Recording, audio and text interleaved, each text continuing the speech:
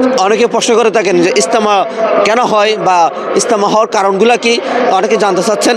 মূলত ইজতেমা হয় যে আল্লাহকে যারা অস্বীকার করে এই সমস্ত মানুষ যাতে আল্লাহর প্রতি দাবিত হয়, এবং যারা নবীর সুন্নাহকে মানে না এবং নবীর সুন্নাহর প্রতি জানে না, এই সমস্ত তারা অথচ তারা মুসলমান, অথচ তারা নবীর সুন্নাহগুলোকে জানে না, আল্লাহর বিধানগুলোকে জানে না। তারা যে আল্লাহর বিধানগুলো জানতে পারে, আল্লাহর হুকুম হাকাম মানতে পারে এবং নবীর সুন্নাহ মতো জীবনযাপন করতে পারে, সেই চিন্তা পিকিন নিয়ে বিশেষ ইজতেমাগুলো হয়। এবং বিশেষ ইজতেমা থেকে যে বিশেষ আনাচে জামাত যায়, তারা এক চিল্লা, তিন চিল্লা এবং এক সালের জন্য ওলামায়ে কেরাম এই ইজতেমার মাঠ থেকে তারা দেশের এবং বিশ্বের আনাচে চলে যায়।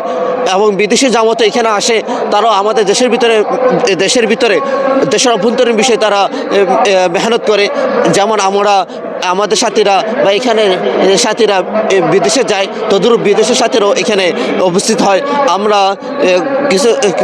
আমাদের কাছে কিছু তথ্য এসেছে, এখানে জোট ইজতেমা অনেক প্রায় হাজার খানেকের মতো বিদেশি মেহমান এসেছেন। এবং আসন্ন বিশেষ ইজতেমায় আমরা জানি প্রায় 100-100-র উপরে দেশের মানুষ এখানে সমবেত হয়। তো প্রিয় দর্শক, কথা বাড়াবো না। তো আমরা যতটুকু জানতে পেরেছি, আজকে মুনাজাতের মাধ্যমে এই 5 দিনের জোট ইজতেমা সমাপ্তি হবে।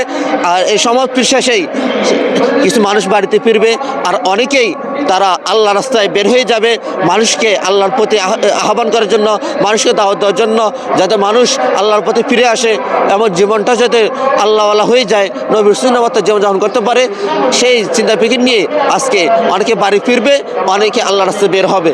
যারা আল্লাহ রাস্তায় বের হবে, আল্লাহ তাআলা যেন তাদের সব কিছু আসান করে দেন, তাদের চলার পথে মালদার জানমাল সব কিছু যেন আল্লাহ তাআলা তাদেরকে ওইভাবে সার্বিকভাবে ব্যবস্থা করে দেন, সেই দোয়া কামনা রইল সিং টিভি থেকে। তো আপনারা দেখছিলেন নূরসিং টিভি, সাথে ছিলাম আমি MS জালাল। আসসালামু আলাইকুম ওয়া রাহমাতুল্লাহি ওয়া বারাকাতুহু।